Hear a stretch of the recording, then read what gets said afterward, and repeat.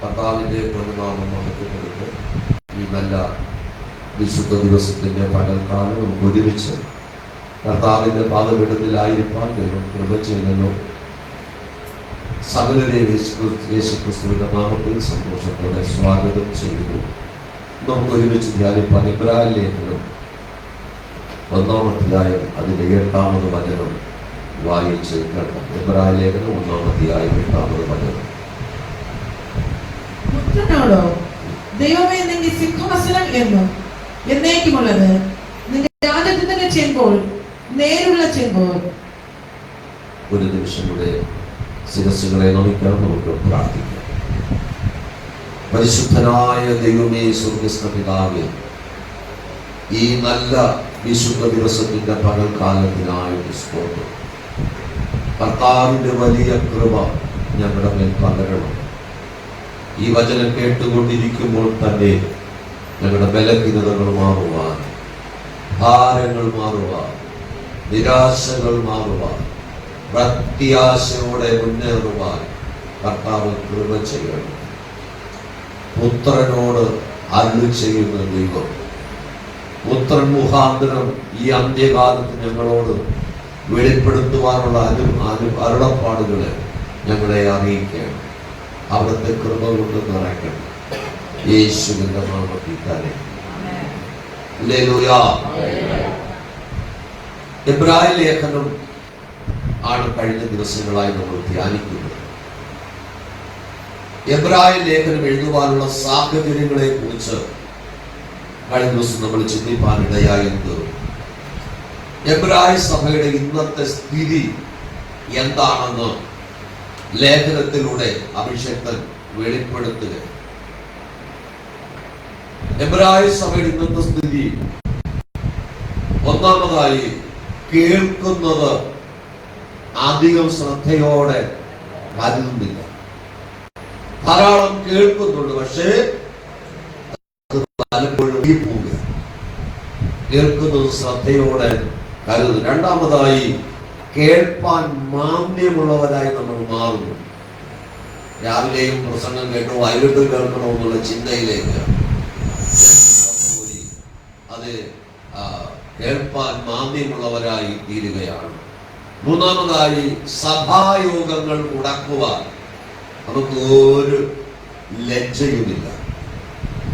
നാലാമതായി നമ്മൾ ധ്യാനിച്ചത് നമ്മുടെ ഉള്ളിൽ ക്ഷീണിച്ച് മടുത്തു. സഭയുടെ മടുപ്പ് മാറുവാൻ, സഭായോഗങ്ങൾ കൃത്യമായി പങ്കെടുക്കുവാൻ, കേൾക്കുന്നത് ഹൃദയത്തിൽ സംഗ്രഹിപ്പാൻ, അത് ഒഴുകിപ്പോകാതിരിക്കുവാൻ, മടുപ്പില്ലാതെ ദൈവത്തെ ആരാധിപ്പാൻ ദൈവസഭ ഒരുക്കപ്പെടുവാനാണ് എബ്രായ ലേഖനം എഴുതിയത്. ഇത് എബ്രായ സഭയ്ക്കാണ് എഴുതിയെങ്കിലും ഇത് നമ്മുടെ സഭകളിലും അങ്ങനെയാണ് കാണപ്പെടുന്നത്.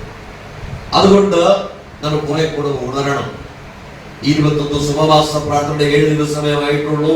ഇനി 14 ദിവസങ്ങളുണ്ട്. അതുകൊണ്ട് നമുക്ക് ഉണരുവാനായിട്ട് കഴിയണം. നമ്മുടെ അകത്തെ മനുഷ്യൻ ഉണർന്നെങ്കിലേ കർത്താവ് ആഗ്രഹിക്കുന്ന നിലയിൽ മുന്നേറുവാനായിട്ട് കഴിയുള്ളൂ. നമ്മൾ പലപ്പോഴും മാന്യമുള്ളവരായും അലസരായും ഒക്കെ ആകുന്നത് കൊണ്ട് എബ്രായ ലേഖനം 10:29 ഒന്ന് വായിക്കാം.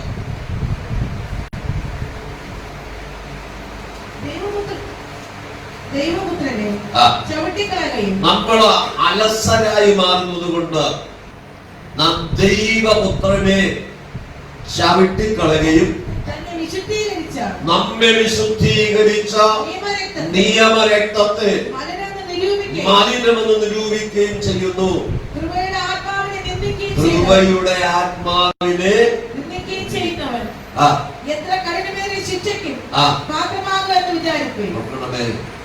എന്തുകൊണ്ട് ദൈവത്തിനെ ചവിട്ടിക്കളയുന്നു?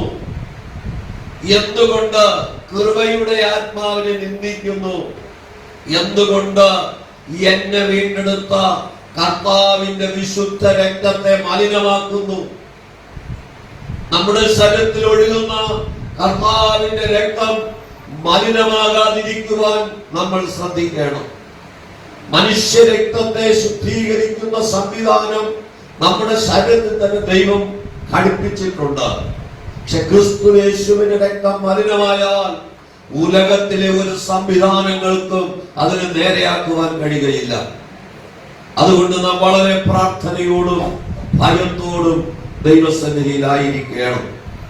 എബ്രായലേഖനം 1-ാം അധ്യായം 8-ാം വാക്യമാണ് ഇന്നത്തെ ധ്യാനത്തിനായി നമ്മൾ വായിച്ചത്.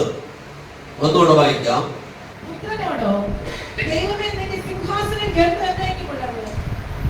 പുത്രനോട് ദൈവം കൽപ്പിക്കുന്നത്, നിന്റെ സിംഹാസനം എന്നും എന്നേക്കുമുള്ളത്,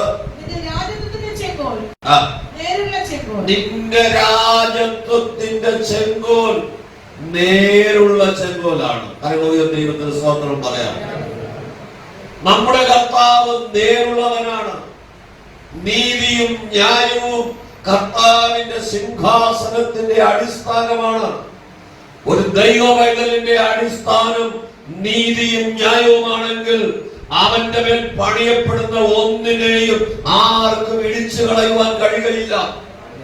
ആർക്കും തകർത്ത് കളയുവാൻ കഴിയാതെ യേശു ക്രിസ്തു എന്ന അടിസ്ഥാനത്തിന്മേൽ ഒരു ദൈവവൈതലിന്റെ ജീവിതം കെട്ടിപ്പടുത്താൽ ലോകം കാണെ ദൈവം അതിനെ ഉയർത്തുവാൻ ഇടയായിത്തീരും. നമ്മുടെ ആശ്രയം, നമ്മുടെ അടിസ്ഥാനം യേശു ക്രിസ്തുവാണെങ്കിൽ നമ്മുടെ ജീവിതത്തിൽ ഒരിക്കലും മടുപ്പ് വരികയില്ല. പ്രാർത്ഥനയിൽ മടുപ്പ് വരരുത്, വചനവായനയിൽ മടുപ്പ് വരരുത്, കൂട്ടായ്മ ബന്ധങ്ങളിൽ മടുപ്പ് വരരുത്. ദൈവത്തിന്റെ സന്നിധിയിൽ പ്രാർത്ഥിക്കുന്ന ദൈവമക്കളെ, നമ്മുടെ മയക്കവും ക്ഷീണവും ഒക്കെ മാറണം. എത്ര പേർക്കാണ് എന്റെ പാപങ്ങൾക്ക് വേണ്ടി എന്റെ കർത്താവ് കാൽവരി ക്രൂശിൽ യാഗമായി എന്ന് ചിന്തിക്കാൻ കഴിയുന്നത്? നമ്മുടെ പിതാവ് നമ്മുടെ മുമ്പിൽ പിടഞ്ഞു മരിക്കുന്ന സമയത്ത് ഒരു മകനും ഒരു മകൾക്കും അത് സ്വസ്ഥമായിരിക്കാൻ കഴിയില്ല. എന്റെ കർത്താവ് എന്റെ പ്രാണന്റെ വീണ്ടെടുപ്പിന് വേണ്ടി, എന്റെ പാപത്തിന്റെ പരിഹാരത്തിന് വേണ്ടി കാൽവരി ക്രൂശിൽ പിടഞ്ഞു കിടക്കുന്ന, അവിടെ കിടന്ന് പിടയുന്ന അനുഭവം ഒരു ദൈവത്തിന്റെ ഹൃദയത്തിനകത്ത് സ്പർശിച്ചാൽ അവന് ഉറങ്ങാൻ കഴിയില്ല, മയക്കാൻ കഴിയില്ല, സ്വസ്ഥത നഷ്ടപ്പെടും. ഇന്ന് പകൽക്കാലം എനിക്ക് വേണ്ടി കർത്താവ് ചിന്തിയ രക്തത്തിന്റെ വില എന്തെന്ന് നമ്മൾ തിരിച്ചറിയുവാൻ ഇടയായി തീരണം. പുത്രനോടോ നിന്റെ സിംഹാസനം എന്നും എന്നേക്കുമുള്ളതെന്ന് ദൈവം അരുളി ചെയ്യുന്നു. മനുഷ്യന്റെ കാര്യങ്ങളൊക്കെ നാസ്തിത്വമാണ്, താൽക്കാലികമാണ്. പൂർണ്ണതയുള്ളതായതൊന്നും മനുഷ്യൻ ചെയ്യാൻ കഴിയുന്നില്ല. സ്ഥിരമായതൊന്നും മനുഷ്യൻ അവകാശപ്പെടാൻ കഴിയുകയില്ല. ഇന്നത്തെ ഈ ലോകത്തിൽ കാണുന്നത് മുഴുവനും മാറിപ്പോകുവാനായിട്ട് ഇടയായിത്തീരും. ഒരു 50 വർഷങ്ങൾക്ക് മുമ്പ് ഒരു എഞ്ചിനീയറുടെ ഭവനം പണിയുമ്പോൾ അദ്ദേഹം പറഞ്ഞു, ചെളി കൊണ്ട് കരിങ്കല്ല് കെട്ടിയാൽ മതി, ചെളി കൊണ്ട് ചുടുകല്ല് കെട്ടിയാൽ മതി 2 നില കെട്ടിടം പണിയുവാൻ. അന്നൊക്കെ ആണെങ്കിൽ സിമന്റ് കൊണ്ട് കരിങ്കല്ലൊക്കെ കെട്ടി ബെൽറ്റൊക്കെ വാർത്താണ് 2 നില വീടിന് വേണ്ടി അടിസ്ഥാനം ഇടുന്നത്. അത് ആ എഞ്ചിനീയർ അദ്ദേഹം അടുത്ത കാലത്ത് മരിച്ചുപോയി. നമ്മുടെ ഐ വി സതീശിന്റെ പിതാവ് നല്ല എഞ്ചിനീയർ ആയിരുന്നു, PWD എഞ്ചിനീയർ ആയിരുന്നു. അദ്ദേഹം പറഞ്ഞത്, മേസ്ത്രിമാരെ നിങ്ങൾ പ്രതീക്ഷിക്കുന്നത് പോലെ അദ്ദേഹത്തിന്റെ കാഴ്ചപ്പാടാണ്. ഒരു 10-40 വർഷം കഴിയുമ്പോൾ ഈ അടുത്ത തലമുറ വരുമ്പോൾ ഈ ഇരിക്കുന്ന കെട്ടിടത്തിന്റെ ഫാഷൻ അവർക്ക് ഇഷ്ടപ്പെടില്ല. അന്നത്തെ ടെക്നോളജിക്ക് അനുസരിച്ച് ഈ വീടെല്ലാം ഇടിച്ചു കളഞ്ഞിട്ട് പുതിയ വീട് വയ്ക്കും. അന്ന് ഈ ഒരു ചുടുകല്ലും പാഴാകാതെ കിട്ടണമെങ്കിൽ അത് ചെളി കൊണ്ട് കിട്ടണം. അതിൻ്റെതായ കരിങ്കല്ല് ചെളി കൊണ്ട് കെട്ടിയാൽ അത് നന്നായിട്ട് ഒരു കല്ല് പോലും പാഴാക്കാതെ ഇടിച്ചെടുക്കാൻ കഴിയും. ഇന്ന് കാണുന്ന സ്ഥിതി അതല്ലേ? ടെറസ് വീടുകളെല്ലാം ഇടിച്ചു കളഞ്ഞിട്ട് ഇന്നത്തെ തലമുറയുടെ ഇഷ്ടത്തിന് പുതിയ വീട് വയ്ക്കുന്നു. ടെക്നോളജി വർദ്ധിക്കുന്നതനുസരിച്ച് ഇത് കണ്ടെത്തുവാൻ 50 വർഷങ്ങൾക്ക് ഒരു മനുഷ്യന്റെ ബുദ്ധിയിൽ ഉദിച്ചെങ്കിൽ അതെ, ഇന്ന് പകൽക്കാലം ദൈവമക്കൾ എത്രമാത്രം അഡ്വാൻസ് ആയിട്ട് ചിന്തിക്കണം. യേശു കർത്താവിന്റെ വരവിന്റെ ലക്ഷണങ്ങൾ കണ്ടുകൊണ്ടിരിക്കുമ്പോൾ നമ്മൾ ഉറക്കത്തിലും മയക്കത്തിലുമാണോ? അല്ല, നമ്മൾ ഉണരുവാൻ തയ്യാറാകണം. പുത്രനോടുകൂടെ കർത്താവ് പറയുന്നത്, നിന്റെ സിംഹാസനം എന്നും എന്നേക്കും സ്ഥിരമുള്ളതാണ്, സ്ഥിരതയുള്ള സിംഹാസനമാണ്. ഈ ലോകത്തിലെ സിംഹാസനങ്ങൾക്ക് ഒരു ഉറപ്പുമില്ല. വരാൻ പോകുന്ന ഇലക്ഷനില് അത് ആരാണ് അടുത്ത മുഖ്യമന്ത്രി എന്നുള്ളതിന് ഇപ്പൊ നമുക്ക് പ്രവചിക്കാൻ കഴിയില്ല. ആളുകളുടെ എല്ലാം മനസ്സിനകത്ത് ഭീതിയ, ആരാണ് ആയിത്തീരുന്നത്. ഇന്നത്തെ മന്ത്രി കസരകളെല്ലാം തെറിച്ചു പോകുന്ന സാഹചര്യങ്ങളിലാണ് ദൈവത്തിന്റെ വചനം പറയുന്നു, രാജാവിന്റെ ഹൃദയം ദൈവത്തിന്റെ കയ്യിൽ നീർത്തോടുകളൊക്കെ ഇരിക്കുന്നു, തനിക്ക് ഇഷ്ടമുള്ളിടത്തേക്ക് അതിനെ തിരിക്കുന്നു. രാജാക്കന്മാരെല്ലാം അതെ നഷ്ടപ്പെട്ടുകൊണ്ടിരിക്കുന്ന സാഹചര്യങ്ങളില്ല. അതെ, ഭരണകർത്താക്കൾ അതിദാരുണമായി കൊല്ലപ്പെട്ടുകൊണ്ടിരിക്കുന്ന സാഹചര്യങ്ങളിൽ തങ്ങൾക്ക് എത്രയോ കാലം ജീവിക്കാമെന്ന് ഭരിക്കാമെന്ന് ചിന്തിച്ചിരുന്നവരൊക്കെ തൽക്ഷണം നഷ്ടപ്പെട്ടു പോയപ്പോൾ ഈ ലോകത്തിലെ അധികാരികളും കസേരകളും ഭരണകർത്താക്കളും നഷ്ടപ്പെടോ? എന്റെ സ്വർഗത്തിലെ ദൈവത്തിന്റെ സിംഹാസനം ഉറപ്പുള്ളതാണ്. അതിനെ തകർക്കുവാൻ, അതിനെ കുലുക്കുവാൻ ലോകത്തിന്റെ ഒരു സംവിധാനങ്ങൾക്ക് കഴിയുകയില്ല എന്ന് ഇന്ന് പകൽക്കാലം നമ്മൾ തിരിച്ചറിയണം. ആ കർത്താവിൽ വിശ്വസിക്കുന്ന ഒരു ദൈവമന്റെ ഒരു ചെറുവിരൽ അടക്കുവാൻ ഉലകത്തിൽ ആരെയും എന്റെ ദൈവം അനുവദിക്കുന്ന ദൈവമല്ല. എന്റെയും നിങ്ങളെയും എന്റെ കർത്താവ് സൃഷ്ടിച്ചിരിക്കുന്നത് ആ ദൈവരാജ്യത്തിന്റെ ഓർഗനിക്കാരായി തീരുവാനാണ്. ആ യേശുവിന്റെ രക്തത്താൽ നമ്മെ വീണ്ടെടുത്തത് ആ ദൈവരാജ്യത്തിലെത്തുവാനാണ്. പകുതിയിൽ വെച്ച് നഷ്ടപ്പെട്ടു പോകാൻ എന്റെ കർത്താവ് അനുവദിക്കയില്ല. എന്റെ ദൈവം ഇന്ന് പകലും നമുക്ക് വേണ്ടി പ്രവർത്തിപ്പാൻ ശക്തനാണ്. പുത്രനോട് നിന്റെ സിംഹാസനം എന്നും എന്നേക്കും ഉള്ളതെന്ന് കർത്താവിന്റെ വചനം പറയുന്നു. പുത്രനെ കുറിച്ച് നമ്മൾ ചിന്തിച്ചാൽ എബ്രായ ലേഖനം 1-ാം അധ്യായം 4-ാം വാക്യം വായിക്കാം. അവൻ ദൈവദൂതന്മാരെക്കാൾ വിശിഷ്ടമായ നാമത്തിന് അവകാശിയായതിന് ഒത്തവണ്ണം അവരെക്കാൾ ശ്രേഷ്ഠനായി തീരുകയും ചെയ്തു. ദൈവപുത്രൻ എന്ന് പറഞ്ഞാൽ ദൈവദൂതന്മാരെക്കാൾ ശ്രേഷ്ഠനാണ്. ഒരു ദൈവത്തിന്റെ ഒരു ദൂതൻ ഒരു രാത്രിയിൽ 1,85,000 പേരെ നിഗ്രഹിച്ചു. സത്യവേദ പുസ്തകം വിളിച്ചു പറയുന്നു. ദൈവത്തിന്റെ ദൂതന്മാരെക്കാൾ ശ്രേഷ്ഠനാണ് എന്റെ കർത്താവ്. നമുക്ക് ദൈവം നൽകുന്ന പദവി പുത്രൻ എന്നുള്ള, മക്കൾ എന്നുള്ള പദവിയാണ്. യേശുവിനെ കൈക്കൊണ്ട് യേശുവിന്റെ നാമത്തിൽ വിശ്വസിക്കുന്ന ഏവർക്കും ദൈവ മക്കളെന്ന അധികാരവും പദവിയും ദൈവം വാഗ്ദത്തം ചെയ്തിരിക്കുക. നമ്മൾ മക്കളാണെങ്കിൽ അവകാശികളുമാണ്. നമ്മൾ ദൈവ മക്കളാണ്. മക്കളോടാണ് അപ്പന് സംസാരിക്കാൻ ഏറ്റവും ഇഷ്ടം. മക്കളെന്നുള്ള പദവിയിലേക്ക് നമ്മൾ എത്തിച്ചേർന്നിട്ടുണ്ടോ? മക്കളെന്നുള്ള പദവിയിലേക്ക് നമ്മൾ എത്തിയാൽ നമ്മോട് ഹൃദ്യമായി ദൈവം സംസാരിക്കും. മോശയെ കുറിച്ച് കർത്താവ് പറഞ്ഞിരിക്കുന്നത്, ഞാൻ മോശയോട് അഭിമുഖമായും സ്പഷ്ടമായിട്ടുമാണ് സംസാരിക്കുന്നത്. മറപൊരുളില്ലാതെ മറ്റുള്ളവരോട് മറപൊരുളായി സംസാരിക്കുമ്പോൾ, പ്രവാചകന്മാർ മുഖാന്തരം സംസാരിക്കുമ്പോൾ, മറ്റു വിധങ്ങളിലൂടെ സംസാരിക്കുമ്പോൾ, മോശയോട് ഞാൻ സംസാരിക്കുവാൻ എനിക്ക് ഒരു മധ്യസ്ഥന്റെ ആവശ്യമില്ല. ഞാൻ ഡയറക്റ്റ് ആയിട്ടാണ് സംസാരിച്ചത്. മോശയോട് അഭിമുഖമായി സംസാരിച്ച മോശയുടെ മുഖത്തിന്റെ തൊക്ക് പ്രകാശിച്ചതുപോലെ ദൈവത്തിന്റെ ശബ്ദം കേൾക്കുന്ന, ദൈവം അഭിമുഖമായി സംസാരിക്കുന്ന, ആ ദൈവ സാന്നിധ്യത്തിലായിരിക്കുന്ന ഒരു ദൈവത്തിന്റെ മുഖം വാടിപ്പോകാൻ ദൈവം അനുവദിക്കയില്ല. നിരന്തരമായി അപ്പനുമായ ഒരു ബന്ധം സ്ഥാപിക്കുവാൻ നമുക്ക് കഴിയണം. പുത്രനോട് പറയുന്നത്, പുത്രനെ കുറിച്ച് പറയുന്നത് ദൂതന്മാരെക്കാൾ ശ്രേഷ്ഠനാണ്. കർത്താവിന്റെ ദൂതന്മാര് ലോകത്തിൽ പല പ്രവൃത്തികൾ ചെയ്തിട്ടുണ്ട്. എബ്രായ ലേഖനം 1-ാം അധ്യായം 14-ാം വാക്യം പറയുന്നു, രക്ഷിക്കപ്പെടുന്ന ദൈവമക്കൾക്ക് സേവകാത്മാക്കളായ ദൂതന്മാരെ ദൈവം ഏൽപ്പിച്ചിരിക്കുന്നു. കഴിഞ്ഞ ദിവസം ഞാൻ അത് തൊട്ടതാണ്. അതെ, ആ കർത്താവിന്റെ വചനം പറയുന്നു, നമ്മൾ നടന്നു പോകുമ്പോൾ ഇടത്തും വലത്തും 2 ദൂതന്മാരുണ്ട്. ആലയത്തിൽ വരുമ്പോഴുമുണ്ടത്, നമ്മുടെ വേലസ്ഥലങ്ങളിലായിരിക്കുമ്പോഴുമുണ്ട്, നമ്മൾ വാഹനങ്ങൾ ഓടിക്കുമ്പോഴുണ്ട്, നമ്മുടെ കുടുംബജീവിതത്തിനകത്തും അതുണ്ട്. നമ്മൾ എവിടെയായിരുന്നാലും കരക്ഷിക്കപ്പെട്ട ദൈവം എന്ന് 2 ദൂതന്മാരെ ദൈവമാക്കി വെച്ചിരിക്കുക. ഓരോ സമയവും നമ്മുടെ ഓരോ ചലനവും സ്വർഗത്തിൽ റിപ്പോർട്ട് ചെയ്യാനായിട്ട്. അതാണ് യെശയ്യാവ് 30:21 വായിക്കുമ്പോൾ കാണുന്നത്. നീ ഇടത്തോട്ടോ വലത്തോട്ടോ തിരിയുമ്പോൾ പുറകിൽ നിന്നൊരു ശബ്ദം കേൾക്ക്, മകനെ ഇതാകുന്ന വഴി ഇതിലെ നടന്നുകൊള്ളുക. ദൈവം നിയോഗിക്കപ്പെട്ട സേവകാത്മാക്കളായ ദൂതന്മാരാണ് നമ്മെ നേർവഴിയിലേക്ക് നടത്തുന്നത്.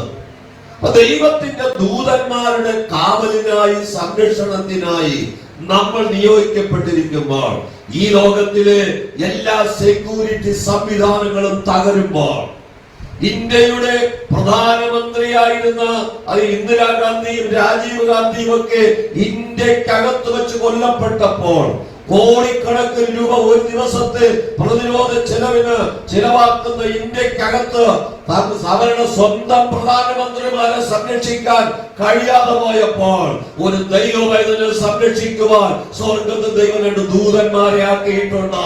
അതാണ് ദൈവമക്കളുടെ ഉറപ്പ്. അതുകൊണ്ട് നമ്മൾ രാജാക്കന്മാരാണ്, രാജകുമാരന്മാരാണ്.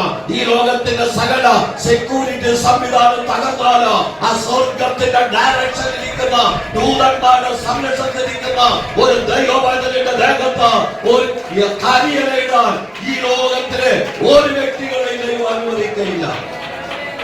നമ്മുടെ സംരക്ഷണം സ്വർഗത്തിൽ ദൈവം ഏറ്റെടുത്ത ദൂതന്മാർ നമ്മെ സംരക്ഷിക്കണമോ? നാം ദൈവവചന പ്രകാരം ജീവിക്കുന്നവരായിരിക്കണം. ദൈവത്തിന്റെ വചനം നേരുള്ളതാണ്.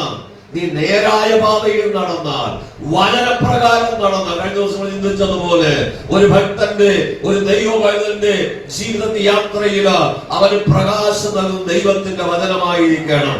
119 സങ്കീർത്തനം 105 വാക്യം അതാണ് പറയുന്നത്. ദൈവത്തിന്റെ വചനം എന്റെ കാലിന് ദീപവും എന്റെ പാതയ്ക്ക് പ്രകാശവുമാണ്. അപ്പൊ ദൈവത്തിന്റെ വചനം നമ്മുടെ കാലിന് ദീപമാണെങ്കിൽ, നമ്മുടെ പാതയ്ക്ക് പ്രകാശം തരുന്നതാണെങ്കിൽ, പിന്നെ എന്തിനാ നമ്മൾ വേറെ വെളിച്ചത്തെ അന്വേഷിക്കുന്നത്? സംഖ്യാപുസ്തകത്തില് ഒരു സംഭവമുണ്ട്. അഹരോന്റെ പുത്രന്മാർ ദൈവത്തിന്റെ സന്നിധി യാഗം കഴിക്കുമ്പോൾ സ്വർഗത്തിൽ ദൈവത്തിന്റെ തേജസ് ഇറങ്ങി വന്നു. അവർ അർപ്പിച്ച യാഗപീഠത്തിലെ യാഗവസ്തു സ്വർഗത്തിലെ തീ ഇറക്കി കത്തിച്ചു കളഞ്ഞു. തൊട്ടടുത്ത അധ്യായം പഠിക്കുമ്പോൾ അഹരോന്റെ പുത്രന്മാർ തലേ ദിവസം അർപ്പിച്ച യാഗം സ്വർഗത്തിലെ തീ ഇറക്കി ദഹിപ്പിച്ചു. ആലയം മുഴുവൻ ദൈവ തേജസ് കൊണ്ട് നിറയപ്പെട്ടു. തൊട്ടടുത്ത ദിവസം ദൈവത്തിന്റെ വ്യവസ്ഥയില്ലാത്ത അന്യാഗ്നിയുമായി ഇതേ അഹരോന്റെ പുത്രന്മാർ ദൈവസന്നിധി വന്നപ്പോൾ അവിടെയും സ്വർഗത്തിലെ തീ ഇറങ്ങി. യാഗപീഠം ദഹിക്കാനല്ല, അന്യാഗ്നി കൊണ്ടുവന്ന തലേ ദിവസം അവരുടെ പ്രാർത്ഥനയിൽ തീ ഇറക്കുവാൻ മുഖാന്തരമായി തീർന്ന അഹരോന്റെ പുത്രന്മാരെ കരിച്ചു കളയാൻ. ഇന്ന് ദൈവത്തിന് സന്നിധിയിലിരിക്കുമ്പോൾ എത്രമാത്രം ഭയത്തോടും വിറയലോടുമാണ് നമ്മളായിരിക്കുന്നത്. ഇന്നലെ ഞാൻ പ്രാർത്ഥിച്ചപ്പോൾ സ്വർഗത്തിൽ തീ ഇറങ്ങിയെന്ന പരിചയം കൊണ്ട് ഇന്ന് ജീവിക്കാൻ സാധ്യമല്ല. ഇന്നലെ പ്രാപിച്ച ദൈവകൃപ കൊണ്ട് ഇന്ന് ജീവിക്കാൻ സാധ്യമല്ല. ഓരോ ദിവസത്തേക്കും ആവശ്യമുള്ളത് നമ്മൾ ദൈവസ്ഥ പ്രാപിക്കണം. അതേ ദിവസം അഹരോന്റെ പുത്രന്മാരുടെ യാഗത്തിൽ ആ യാഗപീഠത്തിലെ വസ്തു സ്വർഗത്തിലെ തീയിറക്കി ദഹിച്ചു കളഞ്ഞപ്പോൾ അഹരോന്റെ പുത്രന്മാർക്ക് തോന്നി, കൊള്ളാം, ഞാൻ അർപ്പിച്ച യാഗത്തിൽ സ്വർഗത്തിലെ തീ ഇറങ്ങി, ഇനി ആരെ പേടിക്കണം, ഇനി ആരോട് ആലോചന ചോദിക്കണമെന്ന് പറഞ്ഞ തോന്നിയതുപോലെ യാഗപീഠത്തിൽ തീയുമായി വന്നപ്പോൾ ആ കൊണ്ടുവന്ന അഹരോന്റെ പുത്രന്മാരെ തീ കത്തിച്ചു കളഞ്ഞെങ്കിൽ എത്രമാത്രം ഭയത്തോടെയാണ് ഈ യാഗപീഠത്തിലേക്ക് കയറുന്നത്. യാഗപീഠത്തിനകത്ത് ഇന്നലത്തെ പരിചയം കൊണ്ട് വരരുത്. മുട്ടിന്മേൽ നിന്ന് പ്രാർത്ഥിച്ച പ്രാഗൽഭ്യത്തോടെ മാത്രമേ യാഗപീഠത്തിലേക്ക് വരാവൂ. ഇന്നലത്തെ ശക്തിയല്ല ഇന്ന്. നമ്മുടെ ദൈവം അഗ്നി ജ്വാലക്കുള്ള കണ്ണുള്ളവനാണ്. മനുഷ്യൻ പുറമേയുള്ളത് കാണുമ്പോൾ നമ്മുടെ ഹൃദയത്തിലെ ചിന്തകളെയും വിചാരങ്ങളെയും അറിയുന്ന ഒരു ദൈവം നമുക്കുണ്ട്. വളരെ ഭയത്തോടും വിറയലോടും കൂടെ അല്ലാതെ യാഗപീഠത്തിലെ അടുക്കലേക്ക് സന്നിധിയിലേക്ക് വരാൻ പാടില്ല. വന്നില്ലെങ്കിൽ വന്നില്ലെന്നേ ഉള്ളൂ. വരണമെങ്കിൽ അതിനുള്ള പ്രാഗൽഭ്യത്തോടെ വരണം. ദൈവത്തിന്റെ സന്നിധിയിൽ പ്രാർത്ഥിക്കണം, കർത്താവേ എന്നെ അവിടെ നിർത്തണമേ. ദൈവം അനുവദിച്ചില്ല എങ്കിൽ നമുക്ക് നിൽക്കാൻ കഴിയില്ല. തലേ ദിവസം അതേ യാഗപീഠത്തിൽ സകല മുഴുവൻ ജനവും സന്തോഷിച്ചു. അതോടൊപ്പം അഹരോനും പുത്രന്മാരും സന്തോഷിച്ചു, ദൈവവും സന്തോഷിച്ചു. പിറ്റേ ദിവസം അവിടെ സന്തോഷമുണ്ടായില്ല, അവരെ ദൈവം ദഹിപ്പിച്ചു കളഞ്ഞു. നമ്മുടെ ദൈവം ദഹിപ്പിക്കുന്ന അഗ്നിയാണ്. പുത്രനെ കുറിച്ച് കർത്താവിന്റെ വചനം പറയുന്നത് ദൂതന്മാരെക്കാൾ അവൻ ശ്രേഷ്ഠനാണ്. റോമാലേഖനം 8-ാം അധ്യായം 29-ാമത് വാക്യം. റോമാലേഖനം 8-ാം അധ്യായം 29-ാം വാക്യം. തന്റെ പുത്രൻ അവർ മുന്നറിഞ്ഞവരെ തന്റെ പുത്രൻ അനേക സഹോദരന്മാരും ആദിജാതനാകേണ്ടതിന് അവന്റെ സ്വരൂപത്തോട് അനുരൂപമാകുവാൻ മുന്നേമിച്ചിരിക്കുന്നു. തന്റെ പുത്രനെ അനേക സഹോദരന്മാരിൽ ആദ്യജാതനാകേണ്ടതിന് നിയമിച്ചിരിക്കുന്നു. പുത്രൻ ദൂതന്മാരെക്കാൾ ശ്രേഷ്ഠനാണ്. സകല സഹോദരന്മാരിലും ആദ്യജാതനാണ്. ദൈവപുത്രനായ ക്രിസ്തു ദൈവത്തിന്റെ ആദ്യജാതൻ എന്ന് ദൈവത്തിന്റെ വചനം പറയുന്നു. 97-ാം സങ്കീർത്തനം അതിന്റെ 7-ാമത് വാക്യം വായിക്കുമ്പോൾ, 97-ാം സങ്കീർത്തനം കുഞ്ഞുങ്ങൾ വായിക്കാൻ, 97-ാം സങ്കീർത്തനത്തിന്റെ 7-ാമത് വാക്യം.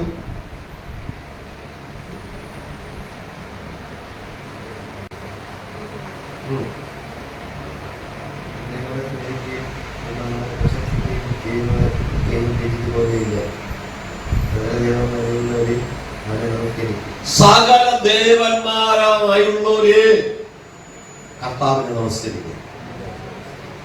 ദൂതന്മാരെക്കാൾ ശ്രേഷ്ഠനാണ് കർത്താവ്.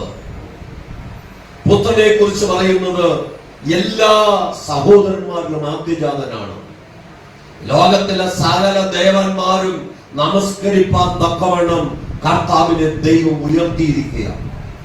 എന്നെയും നിങ്ങളെയും ലോകത്തിൽ ദൈവം ഉയർത്തി വയ്ക്കും. മറ്റുള്ളവർക്ക് ചവിട്ടുമെത്തയാക്കി തീർക്കുവാൻ ദൈവം അനുവദിക്കയില്ല. ഈ ദൈവത്തിന്റെ വചനപ്രകാരമാണ് മുന്നേറുന്നതെങ്കിൽ ജീവിതത്തിൽ അത്ഭുതങ്ങളെ കാണാൻ കഴിയും. നമ്മുടെ ജീവിതത്തിൽ അത്ഭുതങ്ങളെ കാണാൻ കഴിയുന്നില്ലയോ? ഇന്ന് പകൽ ദൈവത്തിലേക്ക് മടങ്ങി വരണം. ദൈവം ആഗ്രഹിക്കുന്ന നിലയിലേക്ക് വന്നാൽ ദൈവം നമ്മെ അതിശയകരമായി നടത്തും. ദൈവം ചെയ്യുന്ന ഓരോ അത്ഭുതങ്ങളെ കുറിച്ച് നമ്മൾ പറഞ്ഞാൽ ഒരുപക്ഷെ മനുഷ്യർക്ക് അത് ചിന്തിപ്പാൻ കഴിയുകയില്ല. മനുഷ്യർക്ക് വിശ്വസിക്കാൻ കഴിയാത്തതാണ് ദൈവം നമുക്ക് വേണ്ടി ചെയ്യുന്നത്. കഴിഞ്ഞ ഈ ആഴ്ചയിൽ പ്രാർത്ഥിച്ചുകൊണ്ടിരിക്കുന്ന ഒരു സഹോദരിയോട് ഞാൻ ചില അത്ഭുതങ്ങളെ കുറിച്ച് പറഞ്ഞു. ഒരു 4000 രൂപ മാത്രം എന്റെ കയ്യിലുള്ളപ്പോൾ ഈ കാണുന്ന വീട് പണിയാൻ ദൈവം സഹായിച്ചെങ്കിൽ അത് അത്ഭുതമല്ലേ? നമ്മുടെ ദൈവം അത്ഭുതങ്ങളുടെ ദൈവമാണ്. ഇന്നും ദൈവത്തിന്റെ അത്ഭുതത്തിന് കുറവ് വന്നു പോയിട്ടില്ല. നീ ഹൃദയത്തിൽ എന്താഗ്രഹിക്കുന്നുവോ അത് തരുവാൻ ദൈവം വിശ്വസ്തനാണ്. നീ ദൈവം ആഗ്രഹിക്കുന്ന പാതയിലൂടെയാണ് നടക്കുന്നത്. പലരുടെയും ചിന്ത, ഞാൻ ദൈവം ആഗ്രഹിക്കുന്ന വഴി കൂടെ നടന്നില്ലെങ്കിൽ എന്നെ അനുഗ്രഹിക്കുന്നല്ലോ, അതുകൊണ്ട് ഇങ്ങനെ പോയാൽ മതി. ഒരു വീട്ടിൽ ഒരു അമ്മ മാത്രം പ്രാർത്ഥിച്ച ആ കുടുംബത്തിന്റെ അനുഗ്രഹം പ്രാപിക്കുന്നെങ്കിൽ, ഒരു പിതാവ് മാത്രം പ്രാർത്ഥിച്ച ആ കുടുംബത്തിന്റെ അനുഗ്രഹം പ്രാപിക്കുന്നുവെങ്കിൽ, ഒരു കുടുംബത്തിൽ 5 പേരുണ്ടെങ്കിലും 5 പേരും ഒരുമിച്ച് 5 ഇരട്ടി അനുഗ്രഹം പ്രാപിക്കുന്നത്. ഇന്നലെ നീ വളഞ്ഞ വഴിയിൽ നടന്നപ്പോ ദൈവത്തെ ആരാധിക്കുന്നതിന്റെ പേര് ദൈവം അനുഗ്രഹിച്ചെങ്കിൽ, യഥാർത്ഥമായി ദൈവത്തിനെ കൊണ്ട് മടക്കിയാൽ ലോകം ഞെട്ടിക്കുന്ന അത്ഭുതം ചെയ്തു. അങ്ങനെ വേണം നമ്മൾ പ്രതീക്ഷിക്കാൻ. ഞാൻ ഇങ്ങനെയൊക്കെ ഇങ്ങനെ വളഞ്ഞു തിരിച്ചൊക്കെ പോയിട്ട് ദൈവം എന്നെ അനുഗ്രഹിക്കുന്നല്ലോ, ഇത് മതി. അല്ല, ദൈവം അത് അങ്ങനെയുള്ള അനുഗ്രഹമല്ല ദൈവം ആഗ്രഹിക്കുന്നത്. അത്ഭുതങ്ങളിലൂടെ നമ്മെ നടത്തുക ദൈവം ആഗ്രഹിക്കുന്നു. ഇന്നും ദൈവത്തിന്റെ അത്ഭുതങ്ങൾക്ക് കുറവ് വന്നു പോയിട്ടില്ല. ആവർത്തന പുസ്തകം 32-ാം അധ്യായം 43 വാക്യം വായിക്കുമ്പോൾ, ആവർത്തന പുസ്തകം, കുഞ്ഞുങ്ങളെല്ലാം എഴുതേ പുസ്തകം, ആവർത്തന പുസ്തകം 32 43 വാക്യം കിട്ടിയവർക്ക് വായിക്കാം.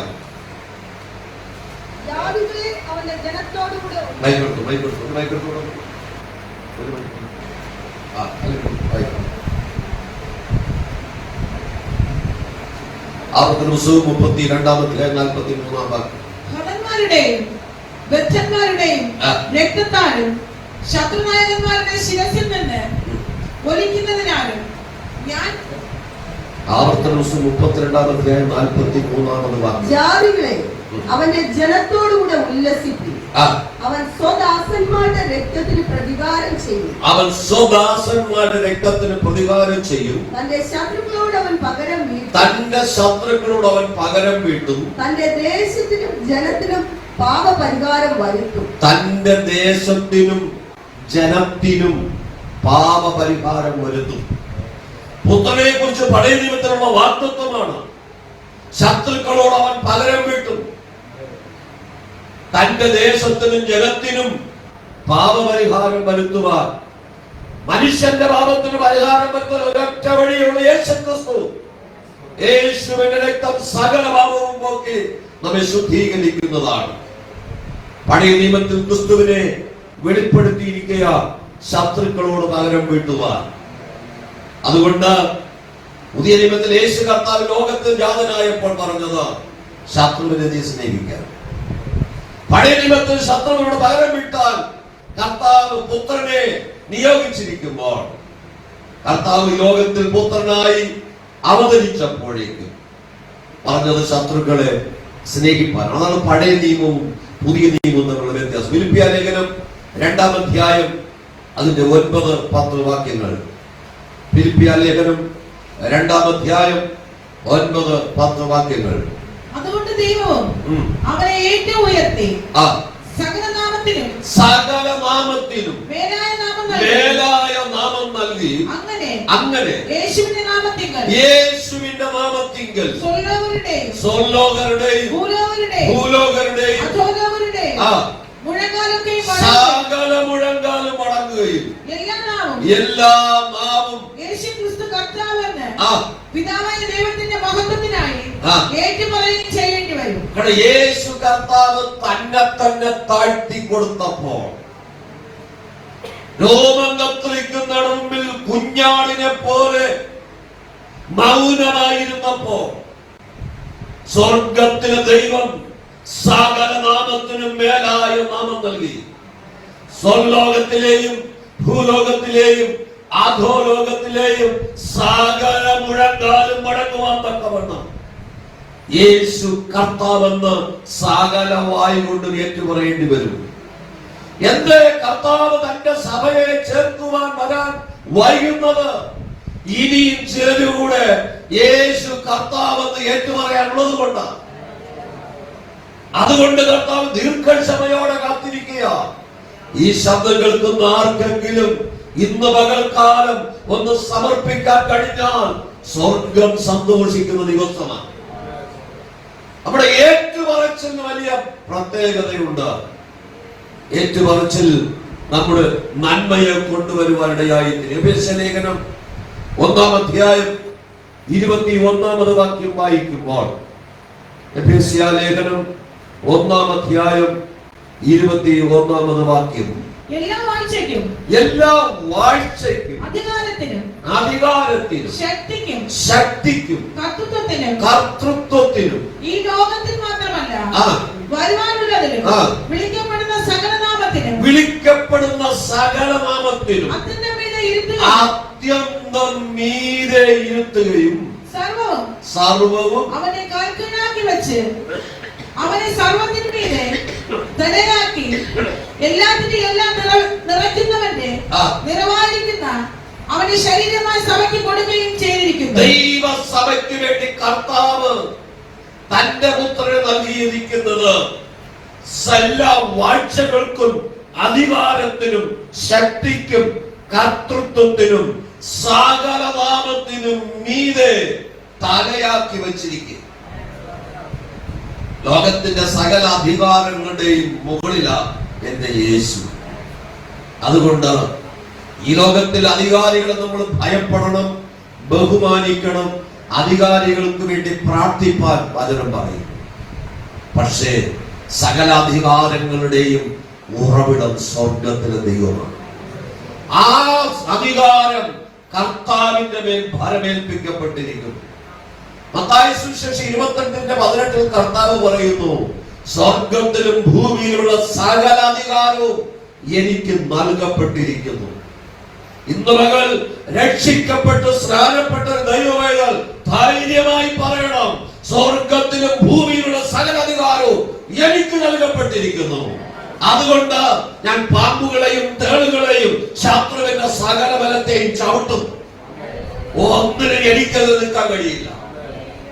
യോശുവ 1:5 ദൈവം യോശുവയോട് പറയുന്നു, നിന്റെ ജീവകാലത്ത് ഒരിക്കലും ഒരു മനുഷ്യരും നിനക്കെതിരെ നിൽക്കയില്ല. മോശയോട് കൂടി ഞാൻ നിന്റെ കൂടെ ഇരിക്കാം. എത്ര ഉറപ്പുണ്ട്? മോശയോട് കൂടെ ദൈവം, യോശുവയോട് കൂടെ ഇരുന്ന ദൈവം, പഴയ നിയമ ഭക്തന്മാരോട് കൂടെ ഇരുന്ന ദൈവം, പുതിയ നിയമ അപ്പോസ്തലന്മാരോട് കൂടെ ഇരുന്ന ദൈവം എന്നോടൊപ്പം ഉണ്ടെന്ന്. പുത്രനെ കുറിച്ച് പറയുന്നത് സകല വാഴ്ചകൾക്കും അധികാരങ്ങൾക്കും തലയായവനായി എന്റെ കർത്താവിനെ നിർത്തിയിരിക്കുന്നു. സകലത്തെയും അവന്റെ കാൽ കീഴാക്കി വെച്ചിരിക്കുന്നു. ഇന്ന് പകൽ ചിലതിനെ കാൽ കീഴാക്കി മെതിച്ചു കളയുവാൻ ദൈവം നമ്മെ അധികാരപ്പെടുത്തിയിരിക്കുന്നു. നമ്മുടെ കാലുകൾ നോക്കി പറയണം, ഈ കാലുകൾ ശത്രുവിന്റെ തലയെ ചവിട്ടാനുള്ളതാണ്. ഒന്ന് വിരൽ ചൂണ്ടിയാൽ മതി, ശത്രു കീഴടങ്ങും. വായ് കൊണ്ടൊന്ന് പറഞ്ഞാൽ മതി, ശത്രു കീഴടങ്ങും. ഒന്ന് നോക്കിയാൽ മതി, ശത്രു കീഴടങ്ങും. ശത്രു എത്ര പ്രബലനാണെങ്കിലും ദൈവമൊക്കെ തന്നിരിക്കുന്ന അധികാരം വലുതാണ്. പുത്രനെ ദൈവം ലോകത്ത് മാനിച്ചതുപോലെ ദൈവമക്കളെ ലോകത്ത് ദൈവം മാനിക്കും. നേരായി നടക്കുന്നവർക്ക് ഒരു നന്മയും മുടക്കുകയില്ല. ദൈവത്തിന്റെ വചനപ്രകാരം വിശുദ്ധിയോടെ ജീവിക്കുന്ന ഒരു ദൈവമായതിന് ഈ ലോകത്തിലെ ഒരു വാഴ്ചകളെയും അധികാരങ്ങളെയും ഭയപ്പെടേണ്ട. നീ ഏതിനെങ്കിലും ഭയപ്പെടുന്നുവെങ്കിൽ വിശ്വാസത്തിന്റെ പൂർത്തീകരണം ജീവിതത്തിൽ വന്നിട്ടില്ല. ആ ദൈവത്തോടുള്ള സ്നേഹം പൂർത്തീകരിക്കപ്പെട്ടിട്ടില്ല. കർത്താവിന്റെ വചനം പറയുന്നു, തികഞ്ഞ സ്നേഹം ഭയത്തെ പുറത്താക്കുന്നു. എന്റെ ഉറപ്പതാണ്, എന്റെ അപ്പൻ എന്നോട് കൂടെയുണ്ട്. എനിക്ക് വേണ്ടി കാൽവരിയില് അവസാനം രക്തവും ഒഴുക്കിയ എന്റെ അപ്പൻ എന്നോട് കൂടെ ഉള്ളത് കൊണ്ട് ഞാൻ ഇതിനെ ഭയപ്പെടുന്നില്ല. നമ്മൾ ഭയപ്പെടേണ്ടുന്നവരല്ല, പ്രതികൂലങ്ങളെ നോക്കി കൽപ്പിക്കേണ്ടുന്നവരാണ് ദൈവമക്കൾ. വാഴ്ചകളെയും അധികാരങ്ങളെയും ആയുധവർഗം വയ്പ്പിച്ച ക്രൂശ് ജയോത്സവം കൊണ്ടാടിയ ആ കർത്താവിനെ ധ്യാനിക്കുവാൻ കഴിഞ്ഞാൽ, അതുകൊണ്ട് 6 മുതൽ താഴോട്ട് വായിച്ചാലോട് പറയുന്നു, ഇന്ന് ഞാൻ നിന്നോട് കൽപ്പിക്കുന്ന ഈ വചനം നിന്റെ ഹൃദയത്തിൽ ഇരിക്കണം. അത് നിന്റെ മക്കളെയോട് ഉപദേശിക്കണം. നീ എഴുന്നേൽക്കുമ്പോഴും ഇരിക്കുമ്പോഴും കിടക്കുമ്പോഴും നടക്കുമ്പോഴും ഈ വചനം പറഞ്ഞുകൊണ്ടേയിരിക്കണം. ദൈവത്തിന്റെ വചനം ഇടവിടാതെ ഉരുവിടുവാൻ നമുക്ക് കഴിഞ്ഞാൽ ഒരന്ധകാര ശക്തിക്കും നമ്മുടെ ഏരിയെ പോലും വരാൻ കഴിയില്ല. നമ്മളാണ് അധികാരികൾ. നമുക്ക് ദൈവം അധികാരം തന്നിട്ടുണ്ട്. പുത്രനെങ്കിലും അവകാശിയാണ്. പുത്രന് ദൈവം മാനിച്ച മാന്യതയാണ്. സകല വാഴ്ചകൾക്കും അധികാരങ്ങൾക്കും മേലായി സകലത്തെയും പുത്രന്റെ കാൽ കീഴാക്കി കൊടുത്തു. ഇന്നും ഏതെങ്കിലും എന്റെ മുകളിൽ നിൽക്കുന്നുവോ? നമ്മുടെ കാൽ കീഴാക്കി തരുവാൻ ദൈവം വിശ്വസ്തനാണ്. നമ്മുടെ സ്വഭാവം ഭർത്താവിനെ കാൽ കീഴാക്കാൻ പറ്റുമോ? ഭാര്യയെ കാൽ കീഴാക്കാൻ പറ്റുമോ? മക്കളെ കാൽ കീഴാക്കാൻ പറ്റുമോ? സഹോദരങ്ങളെ കാൽ കീഴാക്കാൻ പറ്റുമോ? അടുത്ത വിശ്വാസി കുടുംബത്തെ കാൽ കീഴാക്കാം? ഇതല്ല നമ്മൾ എന്താ? നമുക്ക് പോരാട്ടമുള്ള ജനരക്തങ്ങളോടല്ല, വാഴ്ചകളോടും അധികാരങ്ങളോടും ഈ ലോക അന്ധകാര ശക്തികളോടും സ്വർലോകത്തിലെ ദുഷ്ടാത്മസേനയോടും മാത്രമേ നമുക്ക് പോരാട്ടമുള്ളത്. നമുക്കുള്ള പോരിന്റെ ആയുധങ്ങൾ ജഡീകങ്ങളല്ല, കോട്ടകളെ ഇടിക്കുവാൻ ശക്തി ശക്തിയുള്ള ആത്മശക്തിയാണ് നമ്മുടെ ആയുധം. അതുകൊണ്ട് ഗിദെയോനോട് പറഞ്ഞു, നീ വാളെടുക്കണ്ട, പിന്നെയോ നീ കാഹളം എടുത്താൽ മതി. ദൈവനിയോഗമുള്ളവൻ കാഹളം എടുത്താൽ മതി. അവന്റെ കയ്യിൽ വാളിന്റെ ആവശ്യമില്ല. നിന്നെ സംരക്ഷിക്കുവാൻ സ്വർഗത്തിന്റെ ദൂതന്മാരുള്ളപ്പോൾ നിന്റെ കാഹളം നീട്ടി മൂടുവാൻ നീ തയ്യാറായ നിന്റെ ദേശത്ത് ഒരനർത്ഥവും സംഭവിക്കില്ല.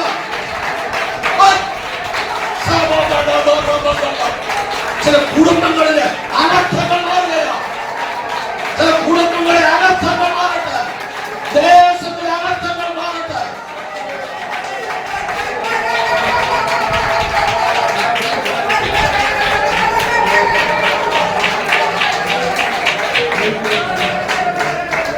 വാഴ്ചകളെയും അധികാരങ്ങളെയും ആയുധവർഗം വെപ്പിച്ച എന്റെ അപ്പനോട് കൂടെ ഞാനുണ്ടെങ്കിൽ, ഞാൻ എന്റെ അപ്പൻ എന്നോട് കൂടെ ഉണ്ടെങ്കിൽ. അപ്പോസ്തലപ്രവൃത്തി 10:38 വായിക്കുമ്പോൾ പത്രോസ് കൊർന്നേലിയോസിന്റെ വീട്ടിൽ പോയി സംസാരിക്കുന്ന ഒരു ദൂതുണ്ട്. നസ്രായനായ യേശുവിനെ ദൈവം പരിശുദ്ധാത്മാവിനാലും ശക്തിയാലും അഭിഷേകം ചെയ്തതും ദൈവം അവനോട് കൂടെ ഇരുന്നത് കൊണ്ട് അവൻ നന്മ ചെയ്തും പിശാച് ബാധിച്ചവരൊക്കെ പുറത്താക്കിയും കൊണ്ട് യാത്ര ചെയ്തവരെ നിങ്ങൾ അറിയുന്നല്ലോ. ആ ഒരു അറിവാണ് ദൈവം എന്ന ആവശ്യം. പത്രോസ് ധൈര്യമായി വിളിച്ചു പറയുകയാ. ഈ വാക്കുകളെ പ്രസ്താവിച്ചു കൊണ്ടിരിക്കുമ്പോൾ വചനം കേട്ട എല്ലാവരുടെ മേൽ പരിശുദ്ധാത്മാവ് വന്നെങ്കിൽ ഇന്ന് പകൽ ഈ വചനത്തിന്റെ ശക്തി ആരെല്ലാം ഏറ്റെടുക്കുന്നു അവരുടെ മേൽ ദൈവത്തിന്റെ ആത്മാവിന്റെ പരിവർത്തനമുണ്ടാകും. ഇന്ന് പകൽ ഒരു വലിയ വിടുതൽ ദിവസമായി മാറണം.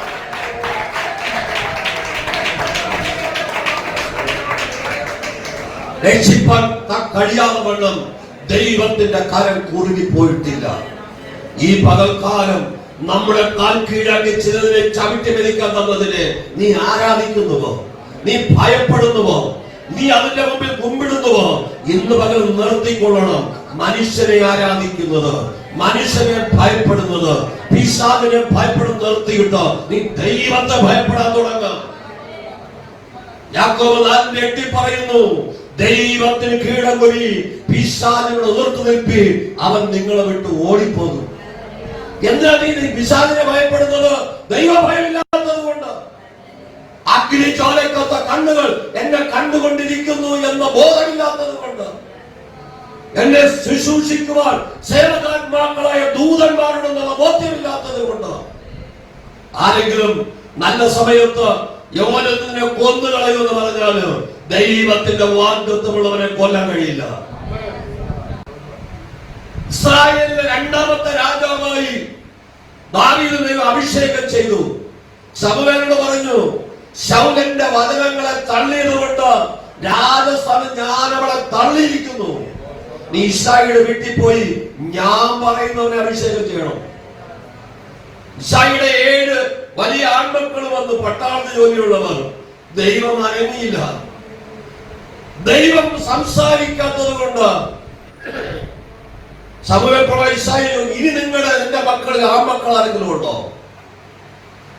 അപ്പോഴേക്ക് പറഞ്ഞു, ഇനി ഒരുത്തനുണ്ട്, പക്ഷെ അവൻ രാജാവാകാനുള്ള യോഗ്യതയൊന്നും ഇല്ല. അവൻ കാട്ടിൽ ആടുകളെ മേയ്ക്കുക. പ്രവാചകൻ പറഞ്ഞു, അവൻ വന്നിട്ടല്ലാതെ നിങ്ങൾ എനിക്ക് വെച്ച ഭക്ഷണം ഞാൻ കഴിക്കില്ല. ഞാൻ യാഗം കഴിക്കാനാണ് വന്നത്. യാഗം കഴിക്കാൻ ആട്ടുകുട്ടിയെ കൊണ്ടാണ് സമൂഹം. 100 കണക്കിന് 1000 കണക്കിന് ആടുകളുള്ള ഈശാന്റെ വീട്ടിൽ ആടില്ലാത്തതുകൊണ്ടാണ്. ഇതൊക്കെ ഭയങ്കര മർമ്മങ്ങളാണ്. ദൈവം നിയോഗിച്ചയക്കുമ്പോ സകലത്തോടെ അയക്കും. ചില ശുശ്രൂഷകൾക്കായി ദൈവം അയക്കുമ്പോൾ ചില നിയോഗത്തോടെ അയക്കും.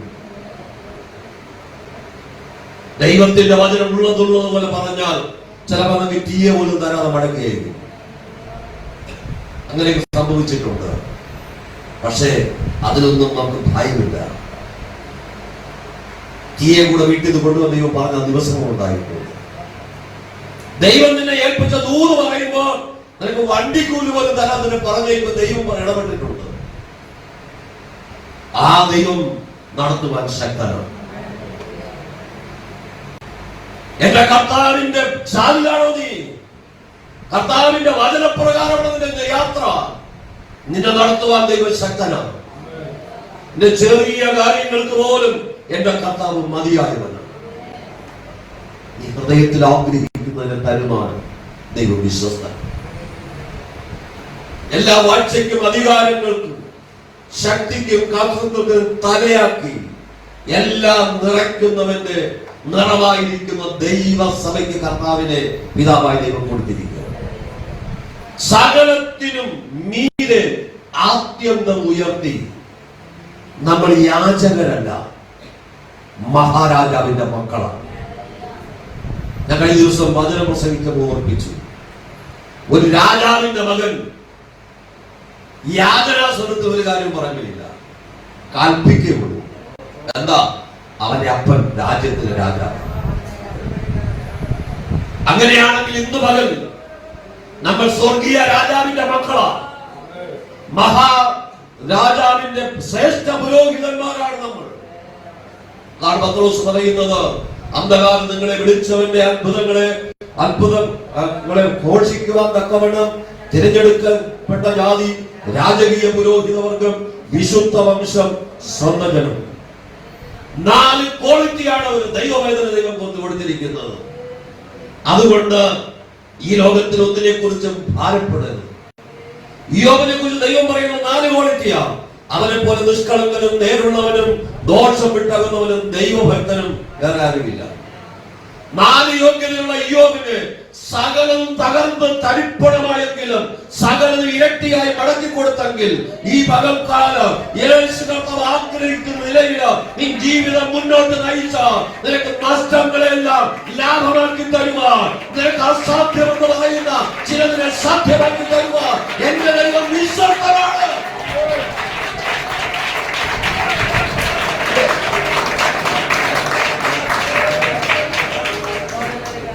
ലോകത്തിൽ ഒന്നിനെ കുറിച്ചും വ്യാകുലപ്പെടരുത്, നാളെയെ കുറിച്ച് വ്യാകുലപ്പെടരുത്. ഓരോ ദിവസത്തേക്കും ആവശ്യമുള്ളത് അന്നൊന്ന് തരുന്നവരാണ് നമ്മുടെ ദൈവം. കർത്താവിനെ കുറിച്ച് വരുന്നത്, ഒന്ന് ദൂതന്മാരെക്കാൾ ശ്രേഷ്ഠനാണ് കർത്താവ്. എബ്രായലേഖനം 1:6.